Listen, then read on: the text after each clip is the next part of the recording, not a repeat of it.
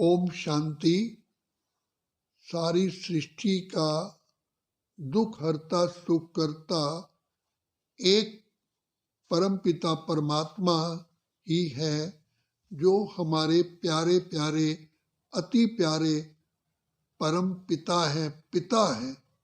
तो पिता परमात्मा ही जैसे बाप अपने बच्चों का दुख नहीं देख सकता, सहन नहीं कर सकता, चैन से रह नहीं सकता, इसी प्रकार परमपिता परमात्मा जो हमारे अति प्यारे बाप हैं, वो भी हमारे दुखों को देख नहीं सकते।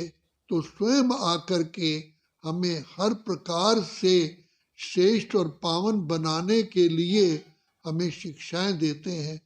तो बाप जानते हैं कि रूट कॉज क्या है, मेरे बच्चे दुखी क्यों होते हैं, क्योंकि दुख का कारण जब तक मालूम नहीं पड़ेगा तो निवारण कैसे होगा।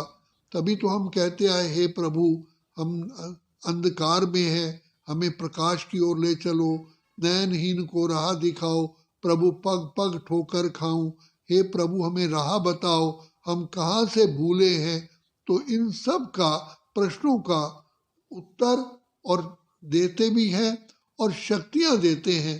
तो इस समय पर पिता परमात्मा कलयुग के अंत के भी अंत में आकर के स्वयं हमारे सारे दुखों को दूर करते हैं।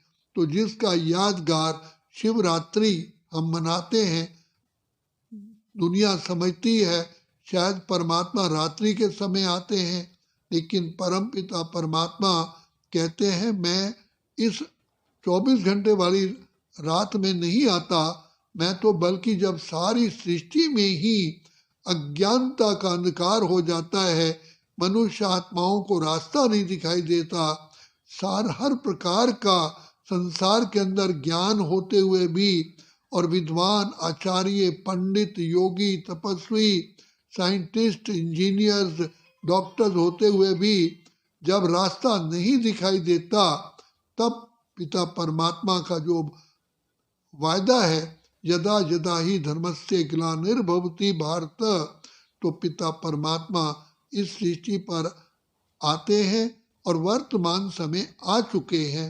और कैसे परमात्मा प्रजापिता ब्रह्मा के मनुष्य शरीर का आधार लेकर के, प्रकृति का आधार लेकर के बाप आकर के सर्व दुखों से मुक्त होने का हमको मार्ग ही नहीं बल्कि शक्तियां भी देते हैं, दुआएं भी देते हैं, प्यार भी करते हैं, आशीर्वाद भी देते हैं। तो ये कर्तव्य परमात्मा का वर्तमान समय चल रहा है। तो सबसे पहले बाप ने आकर के हमें सहज योग सिखाया।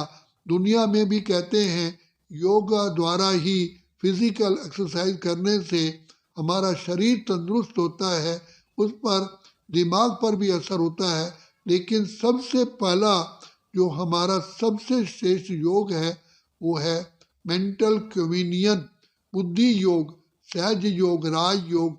तो ये पिता परमात्मा सिखाते हैं, कहते हैं बच्चे अपने को आत्मा समझ मुझ बाप को याद करो तो तुम्हारे सर्व दुख दूर हो जाएंगे। तो उसके लिए पहले पहले शिव बाबा परमपिता परमात्मा हमें अपनी पहचान देते हैं कि बच्चे तुम आत्मा हो, इस शरीर के द्वारा कर्म करने वाली आत्मा है, आत्मा ही कर्म करती है, लेकिन शरीर का आधार लेकर के। तो आज आत्मा 5 विकारों की विक्टिम हो गई है, उसकी गुलाम बन गई है, और 5 विकार ही आज आत्मा के ऊपर हावी हो गए हैं।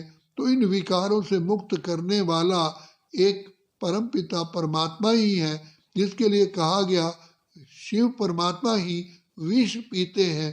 तो वास्तव में बाहरी कोई भौतिक विष नहीं पीते, लेकिन जो आत्मा में विष आ गया है, विषय विकार आ गए हैं जो आत्मा को अशांत और रोगी बनाते हैं, तो इन विकारों के कारण ही आज आत्मा दुखी है और कर्म श्रेष्ठ की बजाय भ्रष्ट कर्म करती है, जिससे दुख की प्राप्ति होती है।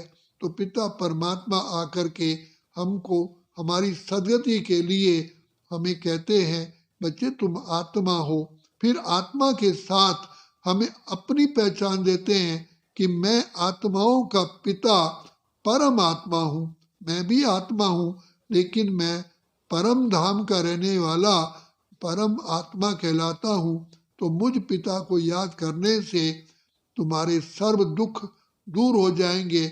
और हम प्रैक्टिकल देख रहे हैं, जितना हम प्यारे प्यारे पिता परमात्मा को पिता समझ के याद करते हैं, उतने हमारे दुख दूर होते हैं और हम सुख, शांति, खुशी, शक्तियों की प्राप्ति करते हैं।